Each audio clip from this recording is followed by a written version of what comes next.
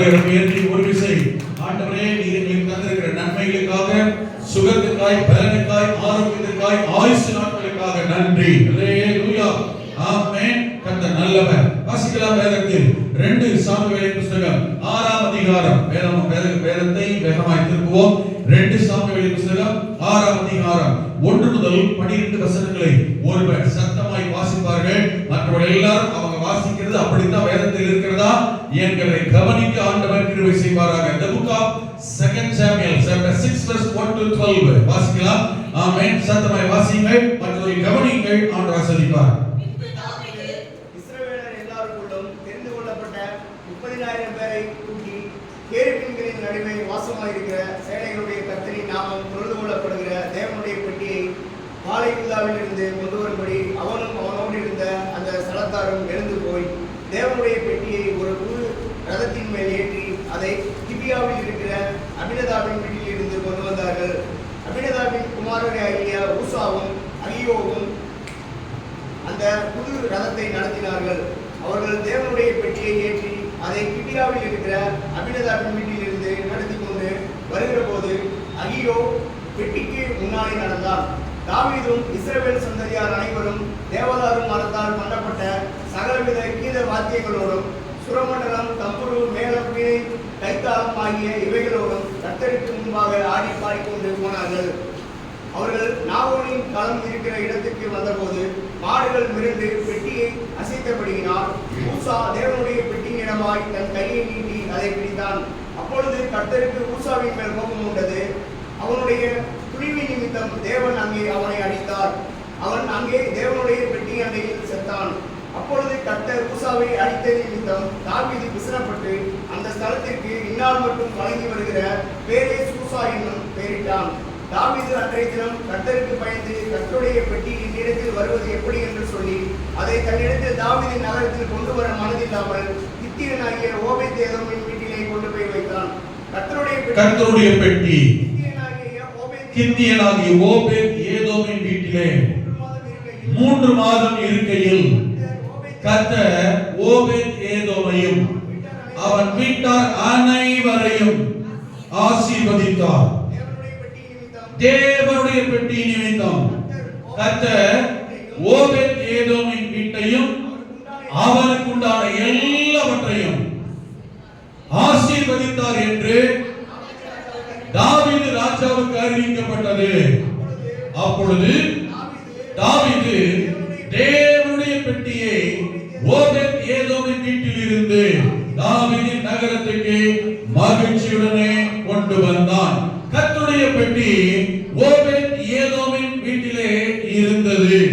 ஆமென். கர்த்தருடைய பெட்டி கித்தியனாகிய ஓபேத்-ஏதோமின் வீட்டிலே 3 மாதம் இருக்கையில், அல்லேலூயா, பெட்டி இருக்கும்போது, உடன்படிக்கை பெட்டி, the ark of covenant, உடன்படிக்கை பெட்டி இருக்கும்போது, கர்த்தருடைய பெட்டி இருக்கும்போது இருந்த அந்த வீட்டில் அந்த மனிதனையும் அவன் வீட்டாரையும் அவனுக்கு உண்டான எல்லாவற்றையும் கர்த்தர் ஆசீர்வதித்தார். தேவனுடைய பெட்டி எங்கே யார் வீட்டில் யாருடன் இருக்கிறதோ அங்கே தேவனுடைய ஆசீர்வாதம் வரும். அவருடைய நிலைமை, சூழ்நிலைகள், ஆசீர்வாதங்கள், ஆமென், அவருடைய வாழ்க்கையிலே பரிபூர்ணமாய் உண்டாகும். கர்த்தர் கிருபை செய்வார். அல்லேலூயா. தேவனுடைய பெட்டி இருந்தாலே ஆசீர்வாதம் என்றால் அந்த பெட்டியாகவே நாம் மாறும்போது இன்னும் எவ்வளவு ஆசீர்வாதமாக இருக்கும். அல்லேலூயா, ஆமென். அந்த பெட்டி எதற்காக, எதை உள்ளடக்கியது?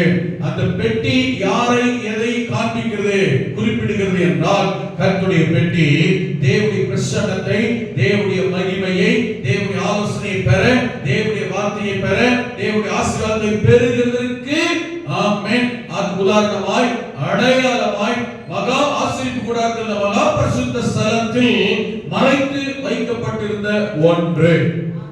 அல்லேலூயா. இந்த பெட்டிக்கு உள்ளே என்ன இருந்தது என்று ஒவ்வொன்றாக நாம் கவனித்தோம். ஒன்று, அந்த பெட்டிக்கு உள்ளே மன்னா வைக்கப்பட்ட பொற்பாத்திரம் இருந்தது. இரண்டாவது, ஆரோனுடைய துளிர்த்த கோல் இருந்தது. அது எப்படிப்பட்டதாக இருந்தது? அந்த ஆறுடைய காய்ந்து போன துளிர்த்த கோல் தேவ சமூகத்தில் தேவனுடைய பிரசன்னத்திற்கு அவன் வரும்போது அந்த கோல் துளிர் விட்டு பூ பூத்து பாதுமை பழங்களை கனிகளை கொடுக்கிறதாக இருந்தது. மூன்றாவது பெட்டிக்கு உள்ளே என்ன இருந்ததா? ஆமென், கற்பலகைகள், தேவனுடைய வார்த்தைகளாகிய கற்பலகைகள் அதிலே வைக்கப்பட்டிருந்தது. பெட்டி, ஆமென், உடன்படிக்கை பெட்டி. ஆமென். என்ன மரத்தில் செய்யப்பட வேண்டும்? சீத்தி மரத்தினால், ஆமென், அகாவா சீத்தி மரத்தினால் செய்யப்பட்ட அந்த மரப்பெட்டி, ஆமென், தங்கம் தான் வெளியே தெரிய வேண்டும். மரத்தை மறைத்து தங்கமாகத்தான், தேவனுடைய மகிமை விளங்கும் பெட்டியாகத்தான் இருக்க வேண்டும். நம்முடைய சுயம், நம்முடைய மாம்சத்தை மறைத்து தேவ மகிமையை வெளிப்படுத்துகிறவர்களாக இருந்தால் தேவ பிரசன்னம், தேவன் நம்மோடு கூட இருப்பார். பெட்டியாகிய நமக்குள், ஆமென், அந்த மன்னா கர்த்தருடைய வார்த்தைகள், ஆமென், ஜீவ அப்பமாகிய இயேசு கிறிஸ்துவாகிய மன்னா நமக்குள்ளே இருக்கும்போது ஆசீர்வாதம். ஆரோனுடைய துளிர்த்த கோல் காய்ந்து போன வறட்சியான நிலைமையில் இருந்தாலும், ஆமென், நாம் தேவ சமூகத்தில் இருக்கிறவர்களாக, தேவனோடு இருக்கிறவர்களாக, கர்த்தருக்கு முன்பதாக இருக்கிறவர்களாக இருந்தால் நம்முடைய வாழ்க்கை செழிப்பானதாக, துளிர் விடுகிறதாக, சாட்சி உள்ளதாக, உயிர்ப்பிக்கப்படுகிற அனுபவத்திற்குள் வருவோம். பூ பூத்து மகிமை நிறைந்த வாழ்க்கை வெளிப்படும். ஆமென். கனி கொடுக்கிற ஜீவியம், ஆவியின் கனிகள், சுபாவங்களை வெளிப்படுத்துகிறவர்களாக நம்முடைய வாழ்க்கை காணப்பட வேண்டும் என்பது தேவனுடைய எதிர்பார்ப்பு. அப்படிப்பட்டவர்களாக இருந்தால், ஆமென், தேவன் நம்மிலே வெளிப்படுவார். நாம் இருக்கிற இடத்தில் ஆசீர்வாதம், நாம் போகிற இடத்தில், இந்த பெட்டி போகிற இடங்களில் எல்லாம் ஆசீர்வாதம். அல்லேலூயா.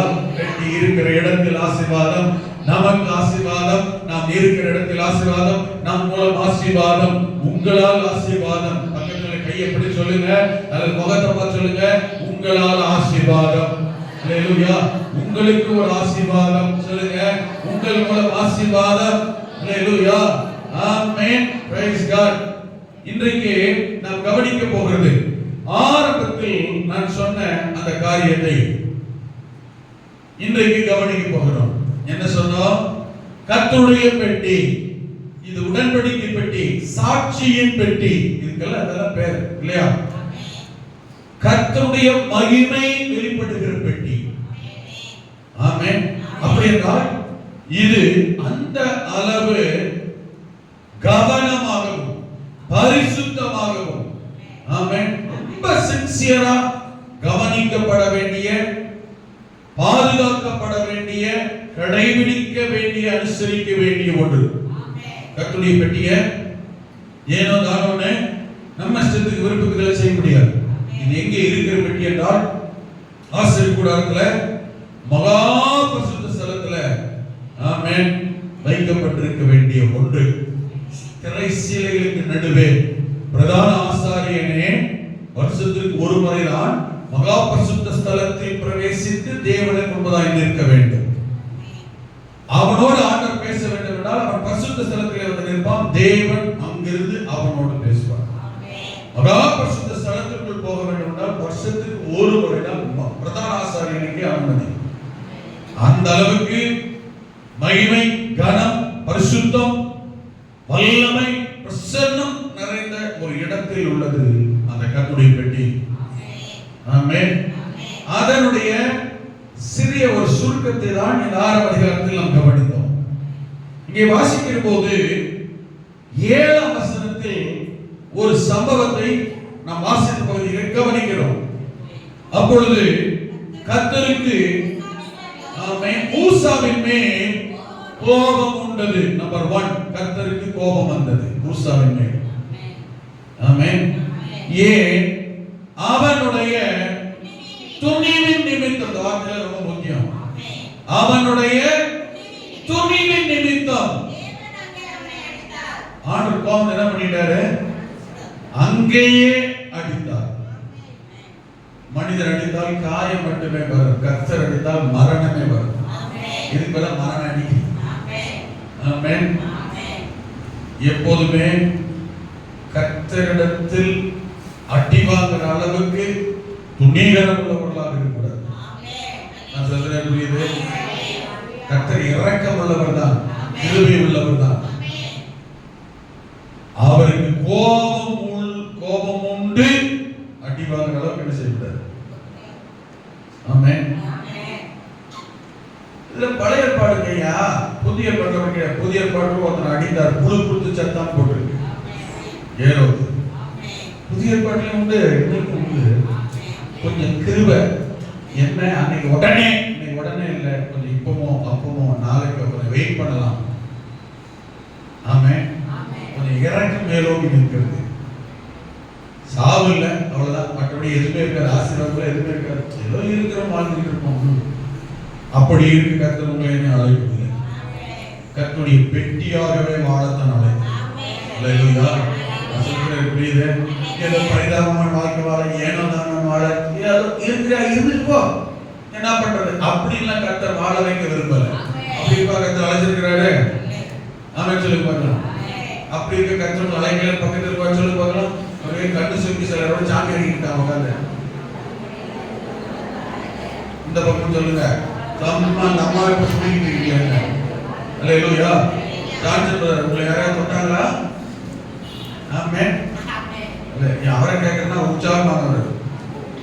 அல்லேலூயா. ஸ்தோத்திரம். கர்த்தருடைய கோபம் ஊசாவின் மேல் மூண்டதினால் கர்த்தர் அங்கே அவனை அடித்தான். ஆமென். அவன் அங்கே தேவனுடைய பெட்டி அண்டையிலே செத்தான். ஆமென். மேல உள்ள சம்பவத்தை நாம் கவனிக்கிறோம். வண்டியில, மாட்டு வண்டியில வச்சு கொண்டு போறாங்க. மாடு மிரண்டதுனால பெட்டி அசையுது. பெட்டி அசைறதுனால அவன் ஊசா எட்டி பெட்டி பிடிக்கிறான். பெட்டியை பிடித்ததினால், தொட்டதினால் கர்த்தர் அடித்தான். நமக்கு ஒரு கேள்வி வரலாம், மாடு மிரண்டதுனால பெட்டி விழுந்துரும், அசையுதுன்றதால பிடிச்சான். அது என்ன தப்பு இருக்கு? கீழே விழுந்தா இன்னும் பாதிப்பு இல்லையா? அப்ப எட்டி பிடிச்சு தப்பா இல்லையா? நமக்கு மாம்சீகத்தில் இப்படி சில கேள்விகள் மனதிற்குள் தோன்றலாம். இது போய் கர்த்தர் அடிக்கிறதா, அது சாகடி அடிக்கிறதா, செத்தே போயிட்டானே, பாவம் இல்லையா? ஆண்டவர் இறக்க பாராட்டக்கூடாதா? அவருக்கு பொருள் தானே கீழே விடுது. சில காரியங்கள் ஆண்டுடைய பார்வையில் ஆண்டவர் சில காரியங்களை நியமித்து விட்டால், சொல்லி விட்டால் கவனிக்கணும், மாற்றிக்கொள்ள மாட்டார். அதான் சொல்லிட்டாரு. நான் சொல்ல புரியுதுங்களா? இப்ப சொன்னது இல்ல, விளப்போ சொல்லல. ஆமென். இந்த சந்தர்ப்பத்தில் இந்த காரியம் சொல்லல, இந்த சூழலை தக்க மாதிரி கர்த்தர் சொல்லல. ஏற்கனவே எல்லாத்தையும் தெளிவா எக்ஸாக்ட் ஆண்டவர் சொல்லி இருக்கிறார். நீங்க தெளிவா புரிஞ்சுக்கணும். மாம்சீகத்தில் யோசித்தா அப்படிதான் நமக்கு தோணும். ஏன் இவனை கர்த்தர் அடிக்க வேண்டும்? சாக ஏன் அடிக்க வேண்டும்?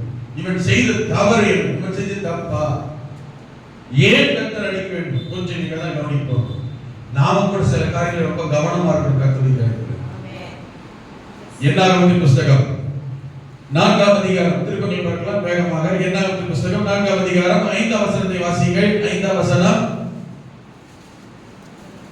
என்னாகமம் the book of Numbers chapter 4. இங்கிலீஷ்ல சொன்னாலும் தெரியுது. பாளையம் புறப்படும் போது, அப்படின்னா பாளையத்துக்கு போறதுக்கு அர்த்தம் இல்ல. ஹலோ, எல்லாம் பாளையத்துக்கு போறதுக்கு அர்த்தம் இல்ல. பாளையம் இல்ல. பாளையம் புறப்படும் போது அந்த ஊர் ஜனங்கள், அந்த ஊர் இஸ்ரவேல் ஜனங்கள், சரியா? இஸ்ரவேல் ஜனங்கள் ஒரு இடத்துல தங்கி இருந்து அந்த இடத்திலிருந்து அவர்கள் பிரயாணப்பட்டு புறப்படும் போது, நல்லா கவனிக்கணும், விளங்குதா? கொஞ்சம் கவனிக்கணும் நிதானம். சரி, ஆரோனும் அவன் குமாரரும் வந்து மறைவின் திரை சிலையை இறக்கி, மறைவின் திரை சிலை எங்க இருக்கு? மறைவின் திரை சிலை மகா பரிசுத்த ஸ்தலத்துல, பரிசுத்த ஸ்தலத்துக்கும் மகா பரிசுத்த ஸ்தலத்துக்கும் இடையிலே போடப்பட்டிருக்கிற இந்த ஸ்கிரீன் திரை சிலை, மறைவின் சிலையிலே உள்ளேதான் சாட்சி பெட்டி, உடன்படிக்கை பெட்டி, தேவனுடைய பெட்டி வைக்கப்பட்டிருக்கிறது.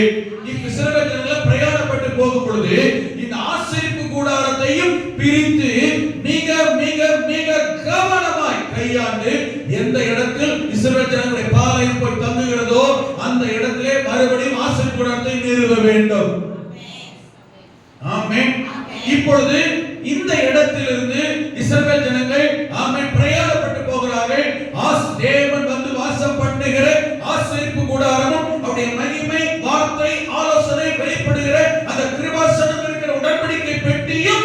கொண்டு போக வேண்டும்.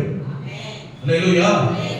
எந்த பொருளை யார் செய்யணும், யார் தொடணும், யார் பராமரிக்கணும், ஆமென், யார் எதை செய்ய வேண்டும் என்கிறதை தேவன் சரியாய், தெளிவாய், கவனமாய், எச்சரிக்கையாய், ஆமென், எழுத்துப்பூர்வமாய் கர்த்தர் சொல்லி இருந்தார். ஏன் எழுத்துப்பூர்வமா சொன்னாரு? ஏன் ஆண்டவருடைய வார்த்தையை, கட்டளை, கற்பனை ஏன் எழுதி வைக்க சொன்னாரு? இப்ப சொன்னா இப்ப கேட்கறவங்களுக்கு தான் ஞாபகம் இருக்கும். ஆமென். அல்லேலூயா. காலப்போக்குல அது மறக்கலாம், மாறலாம், மறைந்து போகலாம், மறுபடியும் போகலாம். காக்கா வாந்தி கேள்விப்பட்டீங்களா? மொத்தம் வாந்தி எடுத்தாங்க. ஆக்சிஜோ வாந்தி எடுத்துட்டான். இன்னொருத்தர் சொல்றாங்க, போய் அவன் வாந்தி எடுத்துட்டான் அப்படியான்னு கேட்டாங்க. பார்த்தீங்களா? கேட்டது போற வழியில் இன்னொருத்தர் சொன்னான், ஐயோ அதே கலர் கலரா வாந்தி எடுத்தான். அவன் இன்னொருத்தர் சொன்ன கேட்ட கருப்பா வாந்தி எடுத்தான். அவன் கேட்டானே அடுத்தவன் அப்படியே போகுது, காக்கா கருப்பா வாந்தி எடுத்தான். அது இன்னொருத்தருக்கு ஒரு காக்காவா வாந்தி எடுத்தான். மாறி மாறி ஒவ்வொருத்தரும் போக போக போய் எப்படி போகுது? நேரம் இல்லை. இல்லைன்னா உங்களால எழுப்பிட்டு ஒரு சின்ன ஒரு ஜெல்லு ஒன்று நடத்தலாம். இப்ப உங்களுக்கு காமிச்சுங்க, வாந்தி எடுக்க வச்சிருக்க ஒரு விளையாட்டு. முன்னாடி ஒருத்தர் ஒரு சொன்ன உடனே அதை பின்னாடி பாஸ் பண்ணணும் பார்க்காம. ஆமென். இப்ப முதல் நான் சொன்னது ஒண்ணு, கடைசியில் சேர்றது டோட்டலா ஆப்போசிட். இந்த மாதிரி இவன் வாந்தி எடுத்தானே, முதல்ல இவன் வாந்தி தான் எடுத்தான், கடைசியில் எப்படியா வாந்தி எடுத்தான்? காக்கா வாந்தி. அதெல்லாம் ஆண்டவர் என்ன சொல்றாருன்னா, இப்படி பண்ணி காக்கா வாந்தி மாதிரி கதை சொல்லியிருக்க, அதனால மாத்தலாம் கூடாது, எழுதுனாரு. அவர் எழுதியே கொடுத்தாருடா.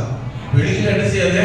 நீ உன் குமாரன், அவன் குமாரன், அவங்க பிள்ளை, அவங்க பிள்ளை, அவங்க பிள்ளை, இவங்க பிள்ளை, நம்ம பிள்ளை வரைக்கும் என்ன செய்யும்? எழுத சொல்றார். இந்த பிரமாணத்தையும் எழுத சொன்னார். ஆசிரியர் கூடாது. ஆமென். எதை யார் செய்யணும், எதை யார் பராமரிக்கணும், யார் ஃபிட் பண்ணணும், ஆமென், யாருக்கு தூக்கி இன்னொரு இடத்துக்கு அங்கிருந்து போகும்போது இன்னொரு யாரு, ஆமென், அதை மாத்தணும், சொல்லணும் சொன்னாரு. எழுதி வைக்க சொன்னாரு. இதை மாத்தக்கூடாதுன்னு சொல்ல எழுதுன்னு சொன்னார். புரியுது? இப்ப பாலை புறப்படுகிறது, ஊர் கிளம்பிருச்சு, ஜனங்களை 12 கோத்திரம் கிளம்பிருச்சு. கிளம்பும் போது அவன் வீட்டு டென்ட்டையும் தூக்கிட்டு போனோம், மறக்காம எதை கொண்டு போனோம்? ஆசிரியர் கூடாரத்தையும் கொண்டு போனோம் இல்லையா? இப்ப பாலை புறப்படும் போது ஆரோனும் அவன் குமாரரும் வந்து, நல்லா கவனிக்கிறீங்க, ஆரோனும், யார் ஆரோன்? பிரதான ஆசாரியனாகிய ஆரோனும், லேவி கோத்திரத்தானாகிய பிரதான ஆசாரியனாகிய ஆரோனும் அவனுடைய குமாரரும் வந்து மறைவின் திரைச்சீலையை இறக்கி, ஆமென், அதனாலே சாட்சியின் பெட்டியை மூட வேண்டும். யார் தான் வரணும்? ஆரோன். அடுத்து யார் வரணும் கூட? அவன் குமாரரும் தான் உள்ளே வர வேண்டும். யார் தான் திரைச்சீலை இறக்கணும்? அவர்கள் தான் இறக்கணும். யார் தான் சாட்சி பெட்டி, உடன்படிக்கை பெட்டி யார் தான் மூட வேண்டும்? அவர்களை நான் மூட வேண்டும். அல்லேலூயா. ஆமென். இறக்கி ஸ்கிரீனை இறக்கிட்டு உடன்படிக்கை பெட்டி மூடணும். எப்படி மூடணும் தெரியுமா? என்னெல்லாம் அதை வச்சு மூடணும் தெரியுமா? 6ஆம் வசனம் கீழே சொல்லப்பட்டிருக்கிறது, கொஞ்சம் கவனியுங்கள். அதின் மேல் சாட்சியின் பெட்டி, உடன்படிக்கை பெட்டியின் மேல் தகசு தோல் மூடியை போட்டு. என்ன தோல் மூடணும்? தகசு தோல் என்றால் ஆமென், ஆட்டு தோல். ஆமென், கோட் ஸ்கின் அப்படி எழுதப்பட்டிருக்கிறது ஆங்கிலத்தில். ஆட்டு தோலினால் தான். அந்த ஆட்டு தோலும் ஆமென் கலர் கலரா, டிசைன் டிசைனா, வரியா, புள்ளியா இருக்க கூடாது. ஒரே நிறமுள்ள தோலாக தான் இருக்க வேண்டும். அந்த தோலினால் கிருபாசனத்தை, உடன்படிக்கை பெட்டியை மூடும் அளவுக்கு, ஆமென், அதை கணக்கச்சிதமாய் மூடுகிற அளவுக்கு ஒரு மூடியை, ஒரு கவரை தோலினால், தகசு தோலினால் செய்து அதை வைத்து மூட வேண்டும். இரண்டாவது ஒன்றை வைத்து அதற்கு மேல கவர் பண்ண வேண்டும். தெரியுமா? அதின் மேல் உடன்படிக்கை பெட்டி, அதின் மேல தகசு தோல் மூடி கவர் பண்ணி அதின் மேல இன்னொரு போட்டு மூடணும். என்ன தெரியுமா? அதின் மேல் முற்றிலும் ஆமென் நீளமான, இட்ஸ் நாட் மென்ஷன் லெந்த். ஆமென். இது எதை குறிக்கல? இந்த நீளம் அளவு அல்ல, கலர். ஆமென். நீல நிறமான துப்பட்டியை விரித்து, ப்ளூ கலர். அது என்ன கலர்ல துப்பட்டி விரிக்கணும் சொல்லுங்க.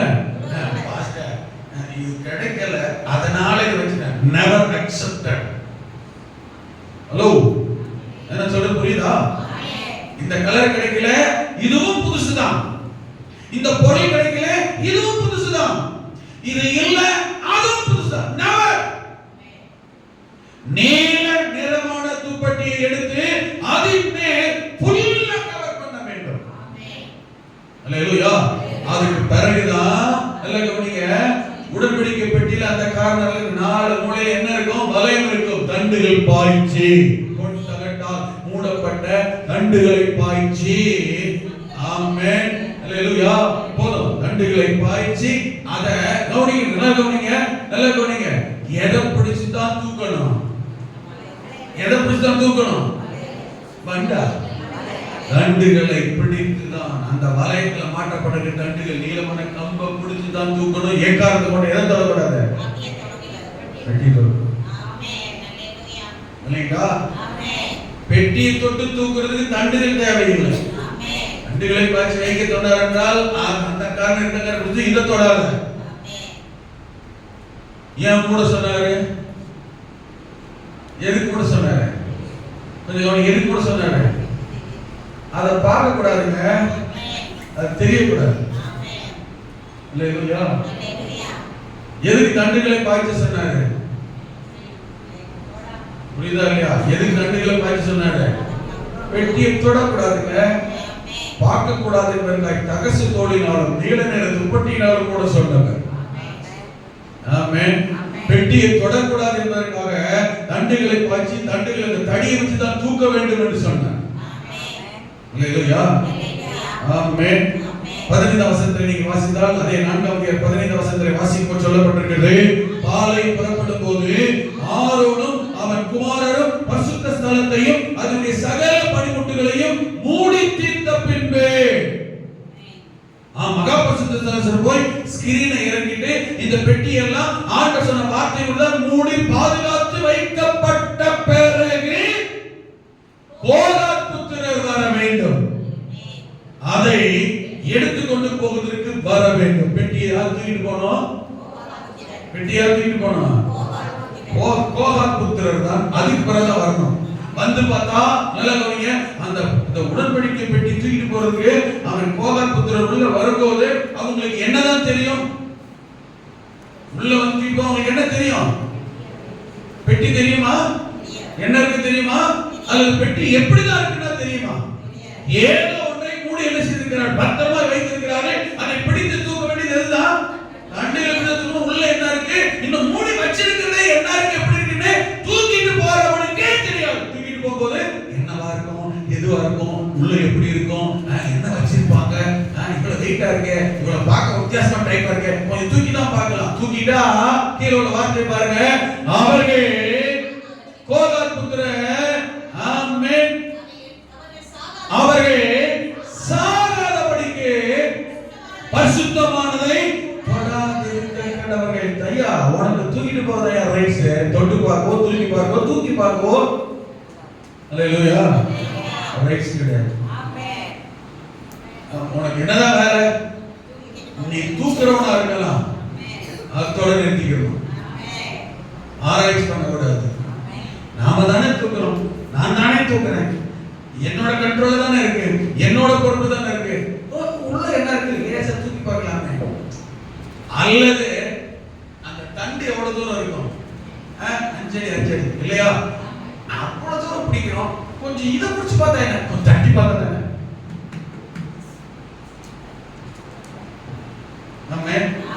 தெளிவா எழுதிட்டார். கோகாத் புத்திரர் பரிசுத்தமானதை தொடுகிறதினால் சாகாதபடிக்கு எச்சரிக்கையா இருக்கிறது.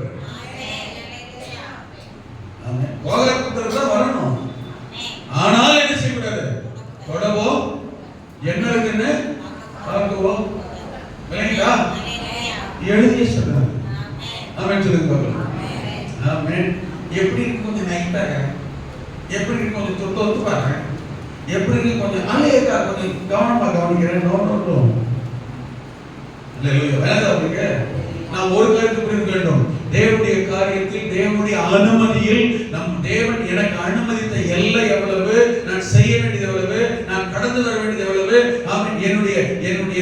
எனக்கு நான் வச்சிருக்க வரையறை என்ன, என் ஊழிய வரையறை என்ன, என் அளவு என்ன, என்னுடைய லெவல் லிமிட் எது தெரிந்திருக்க வேண்டும் எல்லாரும். நான் சொல்றது புரியுதுங்களா? எனக்கு எல்லாம் தெரிகிறது என்கிறதுனால எல்லாத்தையும் செய்து விட முடியாது. ஹலோ, புரியுதா? கர்த்தர் அனுமதித்திருக்கிறார். நமக்கு இருக்கிற பலவீனம் பிரச்சனை என்ன தெரியுமா? எனக்கு எல்லாம் தெரிகிறதுனால நான் ஏன் செய்யக்கூடாது, அந்த எண்ணம் தான். அங்கதான் பிரச்சனை. ஹலோ, கர்த்தர் சொன்னாரா? கர்த்தர் அனுமதிச்சாரா? டைம் இல்லை, வேகமா போறேன். ஆமென். 20 வசனத்தை பாருங்க. 24 நல்லா கவனிங்க. ஆமென். ஆரோனும் அவன் குமாரரும் வந்து அந்த யார் யார் என்னென்ன வேலை செய்யணும்னு யார் சொல்லியிருக்கிறது? மோசே, ஆரோன் தான் சொன்னாங்க. இப்ப கவனிச்சு பாருங்க, இந்த வார்த்தை புரிஞ்சுக்கங்க. அவனும் ஒவ்வொருத்தனும் அவன் என்னென்ன வேலையை செய்யணுமோ அவன் அந்தந்த வேலையைத்தான் செய்யணும். ஆரோனும் குமாரர் வந்து அவர்களில் ஜனங்களில் அவனவன் செய் வேலைக்கும் அவனவன் சுமக்கும் சுமைக்கும் யார் என்ன வேலை செய்யணும் அவங்கள அதுக்கு நியமிக்கணும். அப்போ ஆரோனும் குமார் அவன் ஆசாரியர்கள், அவங்க யாரு ஆசாரிய கூடார வேலைக்கு யாரு என்னென்ன வேலை செய்யணும்னு சொல்லியிருக்கிறாங்களோ அவன் அந்தந்த வேலையை தான் செய்யணும். அவர்களோ யாரு அந்த வேலை யார் யாருக்கு என்னென்ன வேலை சொல்லியிருக்கிறாங்களோ அந்த வேலையை செய்கிறவர்களோ சாகாதபடிக்கு பரிசுத்தமானவைகள் மூடப்படும் போது. எதை குறிக்குது? பரிசுத்தமானது எதை குறிக்குது? உடன்படிக்கை பெட்டி மகா பரிசுத்த ஸ்தலத்திலே செய்யப்படுகிற பொருட்கள். அதுல இன்னும் எக்ஸாக்ட்டா நமக்கு தேவையான நீங்க கவனிக்கிற ஒண்ணு உடன்படிக்கை பெட்டி.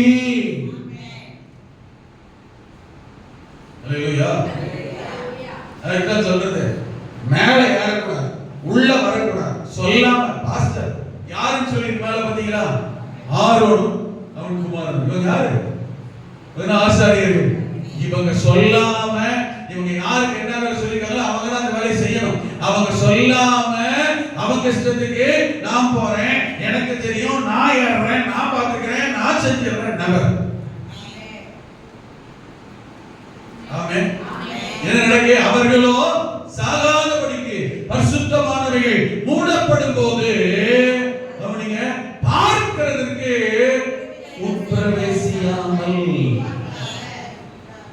ஒண்ணு தப்பு பண்ணல, உதைக்கல, மிதிக்கல, உடைக்கல, என்ன தொட்டு பார்க்கல. என்னதான் பண்ண விரும்பினாங்களாம்? என்னதான் பார்க்கணுங்களாம்? பார்க்கிறதுக்கு உள்ள வரக்கூடாது. அனுமதி இல்லாமல் என்ன செய்யக்கூடாது? சில பேர் ஹாஸ்பிட்டல் கூட ரெஸ்ட்ரிக்டட் ஏரியா. ஆமென். do not enter without permission. Hello, வெளியிட்டா இப்பதான் இவங்களுக்கு கொடை சொல்லி மூளை என்னதான் நினைப்பாங்க. பிரச்சனையே அங்கதான். அன்னைக்கு ஆண்டவர் சொன்னார் பாத்தீங்களா? ஆதாமை வேண்ட இந்த கனிய புசியாத, தொடாத. வீட்டுல நிறைய பொருள் இருக்கும், எந்த பிரச்சனையுமே இருக்காது. ஆனா ஏதோ ஒண்ணு வச்சுட்டு போறேன், இதை தொடாத அப்படி சொல்லிட்டு போன பிறகுதான் பிரச்சனை வரும்.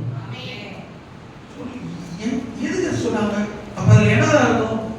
தொட்டு பார்த்தாதான் என்ன, எட்டி பார்த்தாதான் என்ன? ஆமென். இந்த தொட்டு பார்க்கறது எட்டி பார்க்கறது பிரச்சனை. யாரு சொன்னாரு? நீ சாகாதபடிக்கு பார்க்கிறதுக்கு என்ன செய்யாத, ட்ரை பண்ணாத. ஹலோ, இங்கதான் இருக்கீங்களா? ஆமென் சொல்லுங்க பார்க்கலாம். சாகாதபடிக்கு பார்க்கிறதுக்கு என்ன செய்யக்கூடாது, மூடப்படும் போது பார்க்கிறதுக்கு உட்பட 7 மூடி வச்சிருக்கு பார்க்கறாங்க தானே. ஆமென். தொடக்கூடாது தானே. அங்க தொடக்கூடாதாரா? இங்க என்ன செய்யக்கூடாதா? பார்க்கிறது கூட நீ வராத, பார்க்கிறது கூட எடி பார்க்காத. பாஸ்டர் சொல்லியிருக்கிறாங்க, அவர் ரெஸ்ட் எடுக்க என்ன செய்யாத, பார்க்க வேணாம். அதெல்லாம் இல்லை, எங்க பாஸ்டர் நான் பார்க்கலாம் பார்க்காதன்னு சொல்லியிருக்கிறாங்க. போனதான் பிரச்சனை. வேணும் என்ன வேணும் இல்லையா? ஆனா வரதில்லை, செய்யறதில்லை. செய்யாதீங்க பாருங்க, செஞ்சாதான் என்ன, வராதீங்க பாருங்க, வந்தாதான் என்ன, பார்க்காதீங்க பாருங்க, பார்த்தாதான் என்ன. அப்பதான் கருத்து போடுவார். அவர்கள் சாகாதபடிக்கு ஆமென் மூடப்படும் போது பார்க்கிறது என்ன செய்யக்கூடாது, உட்பிரவேசியாமல் இருப்பாங்க இருப்பார்களாக. அப்ப பார்த்தாலும் என்னது சாவு, தொட்டாலும் என்னது நினைக்கிறா. ஆனா இவ்வளவு பிரமாணம் இருக்கும்போது, எழுதியும் கத்தர் வச்சிருக்கும் போது, ஸ்ட்ரிக்ட்டா இவ்வளவு எச்சரிப்பு கொடுத்திருக்கும் போது, நல்லா கவனிங்க, இத மீறி இப்ப என்ன செய்யலாம், ஊசா தொட்டா மறுபடியும் உங்களுக்கு இந்த கேள்வி வரலாம். அட போங்க நீங்க வேற, மாடு ரெண்டு பெட்டி விழுதுதானே எட்டி குடிச்சான், அதெல்லாம் இருக்குதுங்க. ஆமென். சரி கவனிங்க, இதெல்லாம் மீறி ஆமென் இவன் தொடறான். சரி ஏதோ கீழே விழுந்துட்டா தொட்டுப்பட்டா அதுக்காக எப்படியா அப்படின்னு யோசிக்கலாம். கொஞ்சம் கவனிங்க, அப்படி இவன் மீறி தொடறான்னா, அப்படி தொட்டதாக கத்தர் அடிச்சிருக்காருன்னா இவன் யாரு, இவன் பின்னணியும் என்ன, ஏன் இவனை கத்தர் அடிக்க வேண்டும்? ஆமென். கவனிங்க, 1 சாமுவேல் 7ஆம் அதிகாரம் 1ஆம் வசனம். சீக்கிரம் வாசிங்க பார்க்கலாம். கொஞ்சம் டக்கு 1 சாமுவேல் 7ஆம் அதிகாரம் 1ஆம் வசனம் வாசிங்களா? அப்படியே கீரியாத் யாரீமின் மனுஷர் வந்து கர்த்தருடைய பெட்டியை எடுத்து மேட்டின் மேல் இருக்கிற அபினதாவின் வீட்டிலே கொண்டு வந்து வைத்தார்கள். கர்த்தருடைய பெட்டியை காக்கும்படி குமாரன் எலியாசரை பரிசுத்தப்படுத்தினார்கள். கர்த்தருடைய பெட்டி இப்பொழுது அபினதாவின் வீட்டில் இருக்கிறது. எதற்காக, எப்பொழுது, ஏன் அபினதாவின் வீட்டிற்கு வந்தது? கொஞ்சம் கவனிங்க. இப்போ 1 சாமுவேல் 4ஆம் அதிகாரத்திலிருந்து சில சரித்திர பின்னணிகளை கவனிப்பீர்களானால், ஏலி நாட்களிலே சாமுவேலும் இருக்கிறார். ஏலி நாட்களிலேயே பெலிஸ்தருக்கும் இஸ்ரவேலருக்கும் யுத்தம் நடக்கிற போது இந்த கர்த்தருடைய பெட்டியை இஸ்ரவேலர்கள் சுமந்து கொண்டு போகிறார்கள். போனா நமக்கு ஜெயம் கிடைக்கும் என்று. ஆனால் இந்த இடத்திலே கர்த்தர் இஸ்ரவேலர்களை பெலிஸ்தரிடத்திலே ஒப்பு கொடுக்கிறார். பெலிஸ்தர்கள் யுத்தத்தில் ஜெயிக்கிறார்கள். கர்த்தருடைய பெட்டியையும் பிடித்து விட்டார்கள். இப்ப கர்த்தருடைய பெட்டி யார் கண்ட்ரோலுக்கு போகுது? பெலிஸ்தருடைய கண்ட்ரோலுக்கு போகுது. 1 சாமுவேல் 4ஆம் அதிகாரம் 10 11 வசனத்தில் வேகமாக குறித்து வைத்துக் கொள்ளுங்கள், எழுதி கொள்ளுங்கள். 1 சாமுவேல் 4ஆம் அதிகாரம் 10 11 பெலிஸ்தருக்கும் இஸ்ரவேலருக்கும் யுத்தம், கர்த்தருடைய பெட்டி பிடிக்கப்படுகிறது. 5ஆம் அதிகாரம் 1-2 வசனத்தை வாசிக்கலானால், பெலிஸ்தர்கள் இந்த பெட்டியை பிடித்த போது அவர்கள் அந்நியர்களை கர்த்தர் அடிக்கிறார். அதனால அங்க பயங்கர பாதிப்பு உண்டாகிறது. 5ஆம் அதிகாரம் 1-2 வசனத்திலே அந்த பெட்டி அஸ்தோத்தில் இருக்கிற தாகோன் கோவிலிலே கொண்டு போய் வைத்து விட்டார்கள். இந்த பெட்டி எங்குள்ள பெட்டி? ஆசரிப்பு கூடாரத்துல, அதாவது இஸ்ரவேலுடைய கோயில்ல வைக்க வேண்டிய பெட்டி. அது ஒரு பிரச்சனை புரியும் இல்லையா? இப்ப இந்த பெட்டி எங்க இருக்க வேண்டிய பெட்டி? கிறிஸ்தவ கோயில்ல அல்லது அன்றைக்கு இருக்கிற இஸ்ரவேல் ஜனங்களுடைய கோயில்ல இருக்க வேண்டிய பெட்டி. அப்ப பெலிஸ்தர் புருஷன் என்ன செய்றாங்க? இந்த பெட்டி அப்ப எங்க தான் இருக்கணும்? கோயில்ல தான் இருக்கணும்னு சொல்லி அங்க இருந்த அஸ்தோத் கோயில்ல கொண்டு வச்சிட்டாங்க. அது தாகோன் இருக்கிற தாகோன் சிலைக்கு முன்ன. அடுத்த நாள் போய் பார்க்கறோம், தாகோன் நோம்பு அப்புறம் விழுந்துறாரு, கையை காணோம். அடுத்த நாள் அடடா எப்படி தெரியாம செலவழிச்சு திரும்ப தூக்கி வச்சிட்டு போறாங்க. திரும்ப வந்து பார்த்தாங்க, இந்த தலை தனியா முண்டை தனியா என்ன செஞ்சிருக்க, பிரிஞ்சு உடைஞ்சு கிடக்குது. அப்ப தெரிஞ்சு போச்சு, ஐயோ அந்த பெட்டி கொண்டு வச்சதுனால அந்த கத்தை நல்ல கவனிங்க. ஆமென். இந்த சிலையை நமக்கு விரோதமா என்ன செய்யறாரு, அடிக்கிறாருன்னு சொல்லி இந்த ஜனங்க அந்த பெட்டியை இப்ப தூக்கி என்ன செய்யறாங்க? 10 வசனத்துல வாசினா எக்ரோனுக்கு கொண்டு போறாங்க. ஆமென். அங்க கொண்டு போகும்போது அங்கேயும் பிரச்சனை வருது. 7ஆம் அதிகாரத்தில் வாசித்தால் 1ஆம் வசனத்துல 7 மாதம் அந்த பெலிஸ்தர் அந்த எக்ரோன் என்ன செய்யுது, பெட்டி இருக்கு. ஆமென். என்ன பண்றதுன்னே உங்களுக்கு தெரியல, பிரச்சனை பிரச்சனையினால 6ஆம் அதிகாரம் 14ஆம் வசனத்தை நீங்க வாசிக்கிற பொழுது இந்த பெட்டி என்ன செய்யலாம் அப்படி சொல்லி யோசிக்கிறாங்க. அப்ப வாசிக்கும் போது 6:14ல பெத்சிமேஸ்ல என்ன செய்யற பெத்சிமேஸ் மனுஷர் வந்து ஆமென் இந்த பெட்டிக்கு நல்ல கவனி அந்த எக்ரோன்ல இருக்கிற ஜனங்க ஒரு வண்டி செஞ்சு பசுமாட்டை ரெண்டு பிடிச்சி அதை கட்டி வண்டிக்கு மேல வச்சு இந்த ஜனங்களுக்கு கர்த்தர் மூல வியாதினால வாதித்ததுனால நான் காலை பாடும்போது நான் சொன்னேன் கர்த்தருடைய கை நம்மேல் பாரமா இருக்கிறதினால் நமக்கு இந்த மூல வியாதினால நம்ம வாதிக்கிறார் சொல்லி அங்க ஜனங்க நினைச்சாங்க பெட்டி நம்ம கூட இருக்கக்கூடாது அப்படின்னு சொல்லி அனுப்பினாங்க. ஆமென். இப்போ 6:14ல இந்த பெட்டி சுமந்துட்டு வந்த அந்த பசுமாடு அந்த வண்டியோட வந்து ஆமென் அங்க எக்ரோன்ல யோசுவாவுடைய களத்துல வந்து என்ன செய்யுது நிக்குது. உடனே அந்த வண்டியை உடைச்சி மாடுகளை பலியிட்டு பெட்டியை தூக்கி வைக்கிறாங்க. வைக்கும் போது 15 வசனம் சொல்லப்பட்டிருக்கிறது. 15ல ஆமென் அந்த பெட்டி லேவியர் வந்து அந்த பெட்டி எடுத்து எடுத்து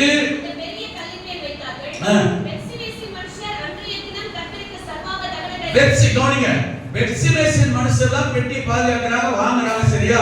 நல்ல கர்த்தருக்கு தகனபடி சர்வாங்க பலி எல்லாம் கூட பெத்சிமேசின் மனுஷர் செலுத்துறாங்க. ஆனா என்ன பண்ணிட்டாங்கன்னா அந்த பெட்டியை பார்த்ததினால் தொட்டதினால் எட்டி பார்த்ததினால் 50,070 பேரை கர்த்தர் அங்கே அடித்தார்.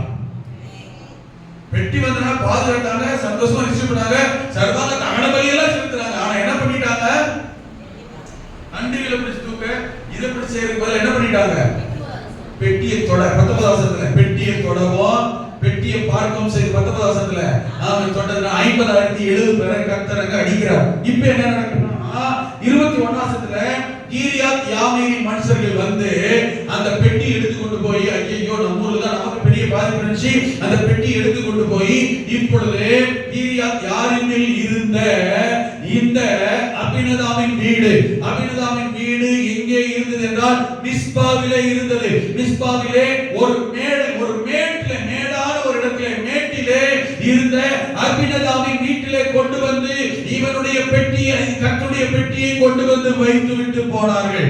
இந்த அபினதாவின் வீட்டிலே கர்த்தருடைய பெட்டி 1 சாமுவேல் 7ஆம் அதிகாரம் 2ஆம் வசனத்தில் சொல்லப்பட்டிருக்கிறது.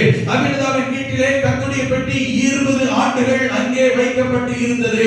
அபினதாவின் வீட்டிற்கு இப்பொழுது இந்த நிலைமை இந்த சூழ்நிலையில் கர்த்தருடைய பெட்டி என்ன செய்தது வந்தது. இப்ப அபினதாவின் வீட்டிலே கர்த்தருடைய பெட்டி இருக்குது. அபினதாப் யார்? இந்த அபினதாப் நல்லா கவனிக்கணும். வேதத்துல அபினதாப் வருகிற எல்லாரும் ஒரே மனிதர்கள் அல்ல.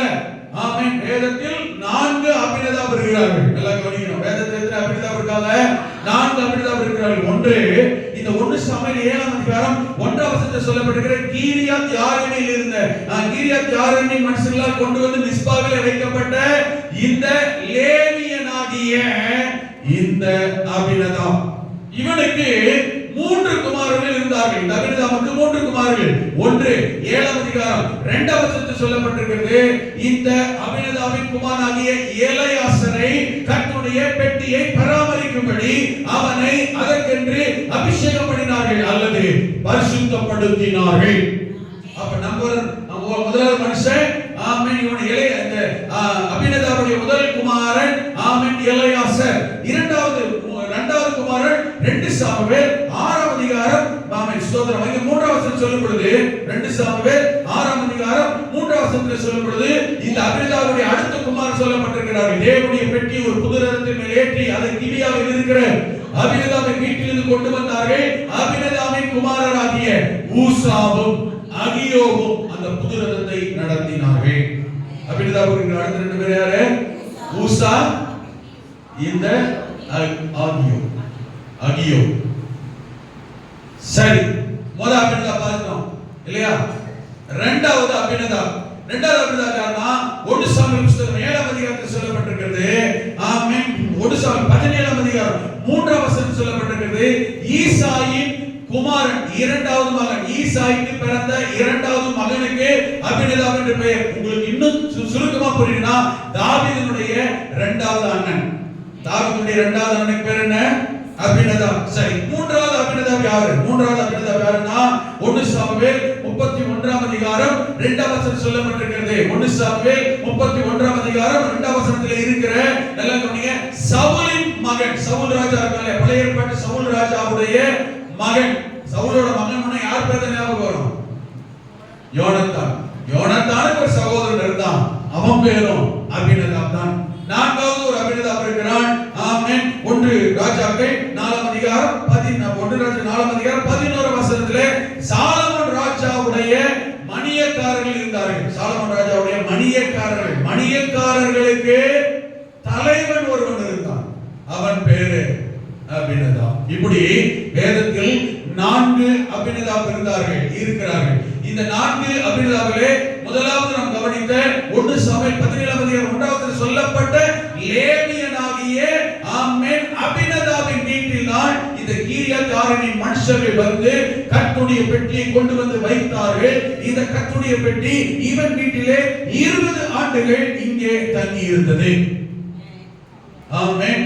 இப்ப கவனிக்கணும், இதுல உள்ள அபினதாபின் குமாரரில் 2வது மகனுக்கு தான் என்ன பேரு? ஊசா. கவனிங்க, ஊசா. சரியா?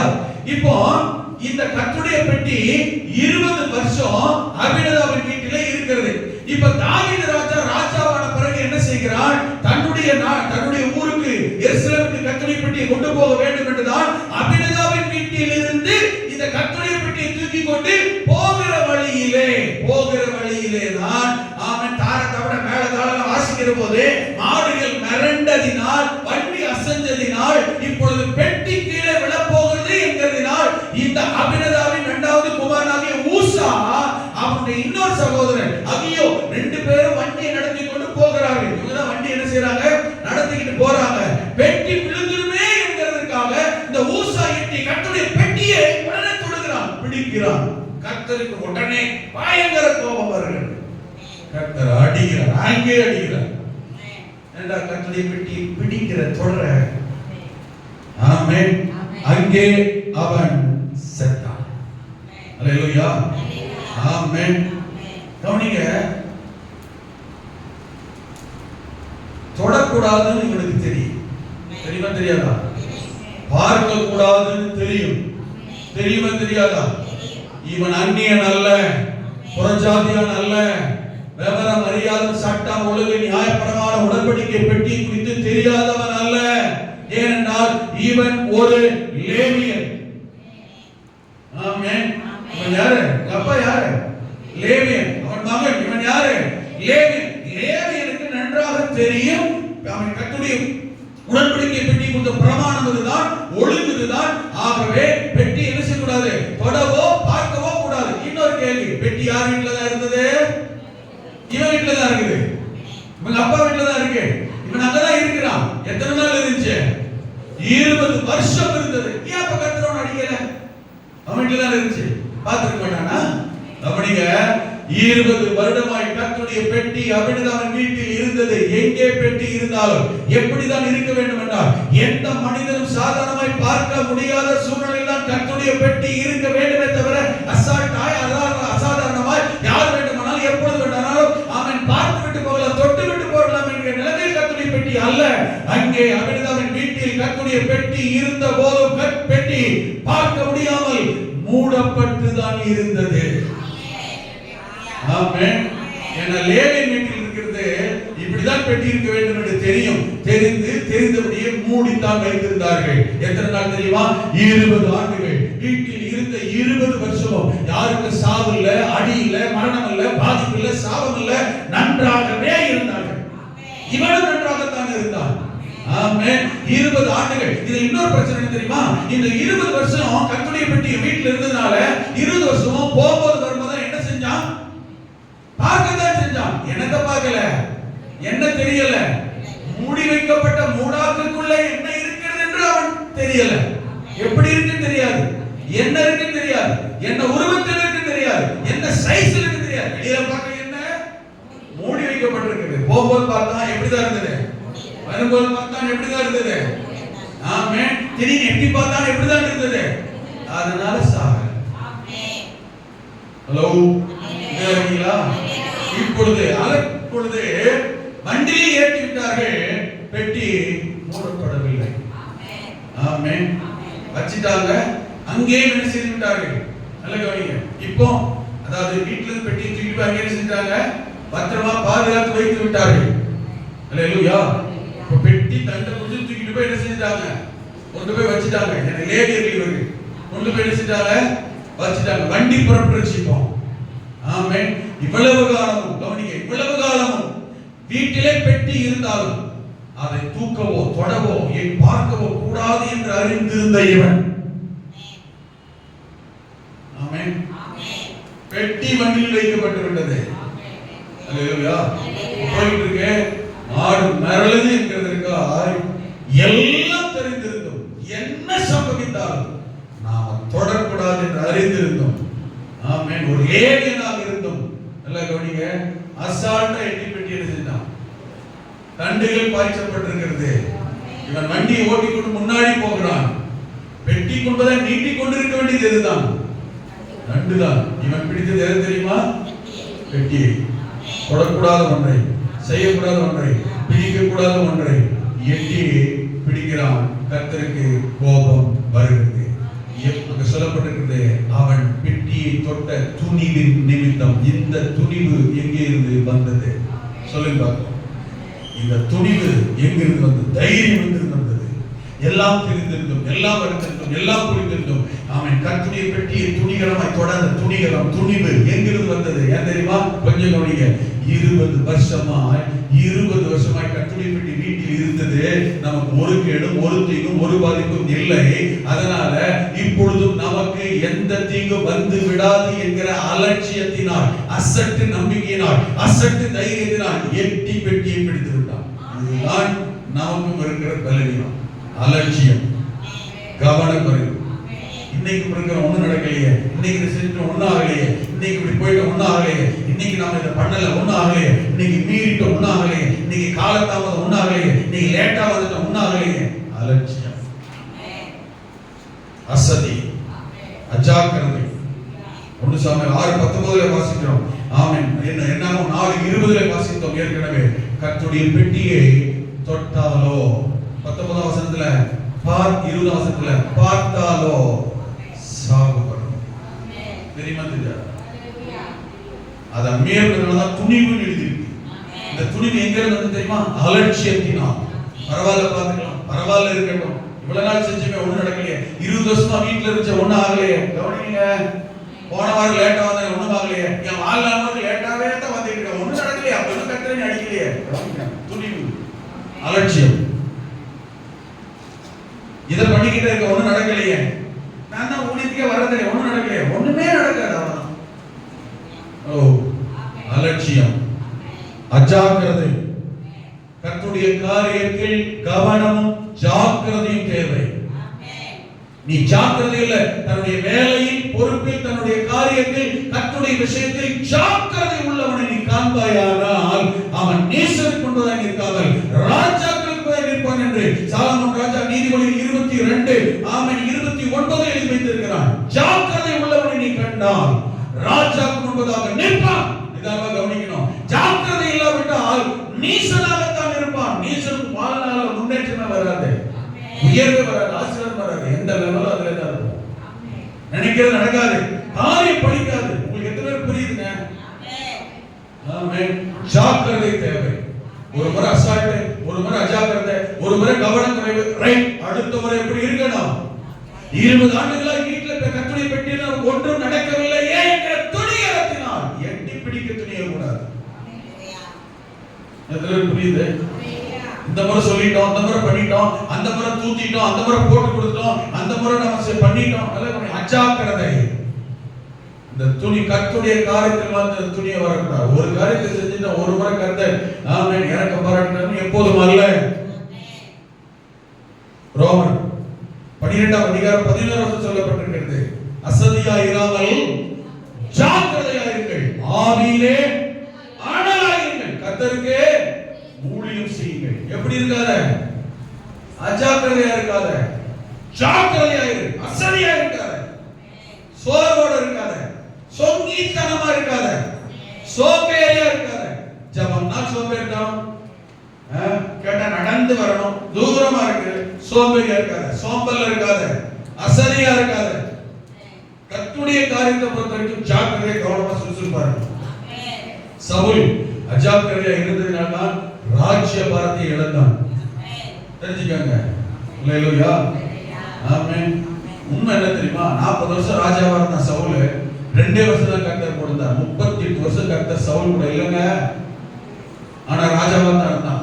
நல்லா சாப்பிட்டான், கிரீடம்லாம் இருந்துச்சு, அப்படியே ரதத்துல தான் போனான். ஆனா யாரும் இல்ல. 38 வருஷம் கர்த்தர் இல்ல. அது உங்கதான் இருக்கீங்களா? நிறைய பேருக்கு என்ன தெரியுமா நினைப்பு? ஆமென். நம்ம நல்லா இருக்கிறனால, சோசா இருக்கலாம், ஜாலியா இருக்கலாம், ஜம்முன்னு இருக்கலாம், கர்த்தர் கூட இருக்கிறாங்க. கர்த்தர் இல்லாட்டாலும் இப்படி இருக்கலாம். குப்பரட்ட வந்துருவார் கொண்டு போய். ஆமென். எத்தனை பேருக்கு புரியுது? புரியுதா இல்லையா? எது இருந்தாலும் கர்த்தர் கூட இருக்கணும். தாவீது ரதத்துல எல்லாம் போல, ஆட்டு புலங்கி அள்ளிக்கிட்டு, ஆடு மேய்ச்சிக்கிட்டு, அழுக்கு ஆடு மேல அழுக்கு நாட்டத்தோட தான் இருந்தான். ஆனா கர்த்தர் கூட இருந்தார். கால நேரம் வந்தது, அப்படி சர்ன்னு லிஃப்ட் பண்ண தேசம், ராஜா, ஊரு, உலகம், பெத்தவன், கூட பிறந்தவங்க எல்லாம் இருந்தாங்க. எல்லாரும் விழுந்து வணங்கக்கூடிய கர்த்தர் ராஜாவா இருந்தார். கர்த்தர் கூட இருந்தா போதும், எல்லாம் வரும். ஆமென். எல்லாம் உனக்கு இருக்கலாம். கர்த்தர் கூட இல்லைன்னா எல்லாம் குப்பை. நிறைய பேருக்கு தெரியுமா? கார் இருந்துட்டா பெருமை, பஸ் இருக்க பெருமை, வீடு இருக்க பெருமை, நகை இருக்க பெருமை.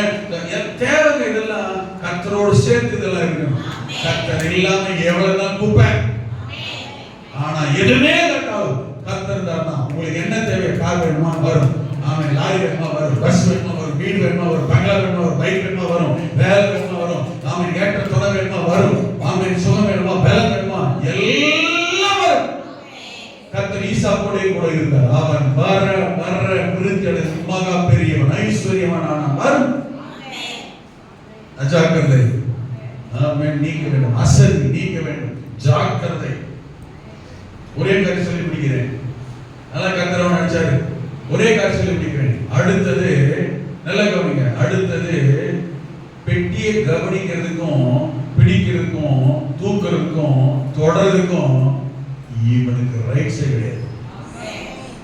ஹலோ, இந்த புரியுது? தொடர்ந்து கோபப்படுது, விழுந்தாலும் தொடர்ந்து இவனுக்கு ரைட்ஸ் கிடையாது. ஆமென். ரைட்ஸ், அங்கீகாரம், அனுமதி யாருக்கு தெரியுமா? வாசிங்க 1 சாமுவேல் 7. அப்பொழுது அப்படியே கீரியாத்தாவின் மனுஷர் வந்து கர்த்தருடைய பெட்டி எடுத்து மேட்டில் வைக்கிற அபினதாவின் வீட்டிலே கொண்டு வந்து வைத்து கர்த்தருடைய பெட்டியை காக்கும்படிக்கு அவன் குமாரனாகிய ஏலையாசரை பரிசுத்தப்படுத்தினார். பெட்டியை காக்க, பராமரிக்க, பாதுகாக்க, தூக்க, கொண்டு போக யாருக்கு தான் ரைட்ஸ்? ஹலோ சொல்லுங்க. யாருக்கு ரைட்ஸ் கிடையாது? யாருக்கு இல்ல? ஊசாவுக்கு ரைட்ஸ் கிடையாது. அனுமதி இல்லாத, அங்கீகாரம் இல்லாத இடத்தில், ஏரியாவில், காரியத்தில் காமேன் மூக்க நுழைக்கிறது, கையை நோட்டுறது, தொட்டு பார்க்கறது, தூக்கி பார்க்கறது, நாய் காலை பிடிச்சி இழுக்கிறது தேவையா? இங்கதான் இருக்கீங்களா? நான் பலமுறை சொல்லுகிறேன். அடாத வழக்கில், ஆகாத வழக்கில், சம்பந்தமுள்ள வழக்கில், தேவையில்லாத வழக்கில், தேவையில்லாத காரியத்தில், தேவையில்லாத விஷயத்தில் மூக்கு நுழைக்க கூடாது. மூக்கே நுழைக்கூடாது, நாக்கையும் நுழைக்கூடாது, கையும் நுழைக்கூடாது, காலையும் நுழைக்கூடாது. ஹலோ, நாய் காலை பிடிச்சிருந்தீங்கன்னா கழுகிதான் செய்யும். உனக்கு என்ன வேலை? 2 விஷயத்தை புரிஞ்சுக்கங்க, முடிக்கிறேன். 2 விஷயத்தை புரிஞ்சுக்கங்க. ஒண்ணு, இவன் தனக்கு அடாத வழக்கில், தனக்கு அங்கீகாரம் இல்லாத வழக்கில், அனுமதி இல்லாத காரியத்தில் இவன் தலையிட்டான். துணிவு, கர்த்தர் அடித்தார், செத்தே போனான். இன்னொன்னு என்ன தெரியுமா? அனுமதி யாருக்கு? அனுமதி யாருக்கு? தொட வேண்டியது யாரு? பாதுகாக்க வேண்டியது யாரு? பராமரிக்க வேண்டியது யாரு? செய்ய வேண்டியது யாரு? ஊழியம் செய்ய வேண்டியது யாரு? கொடுக்க வேண்டியது யாரு? தாங்க வேண்டியது யாரு? உதவி செய்ய வேண்டியது யாரு? சொல்லுங்க. ஜெபிக்க வேண்டியது யாரு? பாதுகாக்க வேண்டியது யாரு? எங்க போனோம்? எங்க போனோம்? இருக்கீங்களா? இந்த எலையாசர் எங்க போனோம்? இதே கேள்வி தான் இந்த காலை நேரத்தில் உங்களுக்கு கொடுக்கப்பட்ட பொறுப்பு, உங்களுக்கு கொடுக்கப்பட்ட வேலை, உங்களுக்கு கர்த்தர் ஒதுக்கின ஊழியம், உங்களை வச்சிருக்கிற ஸ்தானம், உங்க மேல இருக்கிற அபிஷேகம், உங்க மேல இருக்கிற கிருபை, உங்க மேல இருக்கிற வல்லமை, உங்களுக்கு இருக்கிற அதிகாரம் எங்க விட்டுட்டு எங்க இருக்கிறீங்க? எலையாசர் எங்க இருந்திருக்கணும்? பெட்டி பராமரித்து பாதுகாத்து கொண்டு போகிற இடத்தில் பெட்டியோடு இருந்திருக்க வேண்டும். இருந்தானா? இருந்திருந்தா ஆமென், பெட்டி அசைட்டுமே, ஊசா தொட்டிருப்பானா? அடி வாங்கியிருப்பானா? செத்துருப்பானா? காரணம் யாரு? நம்மளை கர்த்தர் வச்சிருக்கிற ஸ்தானம், ஊழியம், அழைப்பு, எதிர்பார்ப்பு, பொறுப்பில் இருந்து நாம் விலகும் போது சவுலை போல அந்தஸ்தை, அதிகாரத்தை இழந்து விடுகிறோம். நம்மால வேற யாரோ ஆசீர்வதிக்கப்பட வேண்டியவர்கள் பாதிக்கப்படுகிறார்கள். எலையாசராக இருக்க முயற்சி பண்ணாதீங்க. ஊசாவாக இருக்கவும் முயற்சி பண்ணாதீங்க. கர்த்தர் உங்களுக்கு என்ன அனுமதி கொடுத்திருக்கிறாரோ செய்யுங்கள். என்ன அழைப்பு கொடுத்திருக்கிறாரோ செய்யுங்கள். ஞாயிற்றுக்கிழமை மாத்திரம் வர்றது, சேர உடைக்கிறது, பாயை தேய்க்கிறது, ஆமென், இதோட வாழ்க்கையை முடிச்சிடாதீங்க. அப்படி வர்றதை எப்படி வருகிறோம் என்கிறதை நிதானித்து பாருங்கள். ஜாக்கிரதை உள்ளவர்களாக இருக்க கர்த்தர் கிருபை செய்வாராக. ஆமென். அசதியை கர்த்தர் மாற பண்ணுவாராக. சோர்வுகளை கர்த்தர், சோம்பேறித்தனத்தை கர்த்தர் மாற்றுவாராக. கர்த்தர் உங்களையும் என்னையும் அழைத்தது தேவனுடைய காரியத்தை செய்ய. அதே கர்த்தருடைய பெட்டி இந்த கித்தியனாகிய ஓபேதேதோம் வீட்டிலே கொண்டு போய் வைத்த போது ஊசாவை கர்த்தர் அடித்து விட்டார் என்று அறிந்த உடனே தாவீது பயந்து போய் இந்த ஓபேதேதோம் வீட்டிலே வைத்து விட்டு போய்விட்டான். அப்பொழுது ஓபேதேதோம், இப்ப இப்படி தோன்று பாருங்க, ஓபேதேதோம் வீட்டிலே கர்த்தருடைய பெட்டி வைக்கப்பட்டதே. இப்ப இந்த ஓபேதேதோம் கர்த்தருடைய பெட்டி குறித்து எவ்வளவு கவனமா இருந்திருப்பான், எவ்வளவு பயபக்தியா இருந்திருப்பான், எவ்வளவு பாதுகாப்பா இருந்திருப்பான், எவ்வளவு பரிசுத்தமா இருந்திருந்தால் 3 மாதத்தில் இவன் வாழ்க்கை தரத்தை கர்த்தர் பல மடங்கு உயர்த்தினார். ஹalleluya. இதை ராஜா அறிந்த பொழுது ஆச்சரியப்பட்டு பொறாமைப்பட்டு நம்ம ஊருக்கு தூக்கிட்டு போயிட்டார். வந்து தாவீது தூக்கிட்டு போனான். தொட்டானா? தூக்குனானா?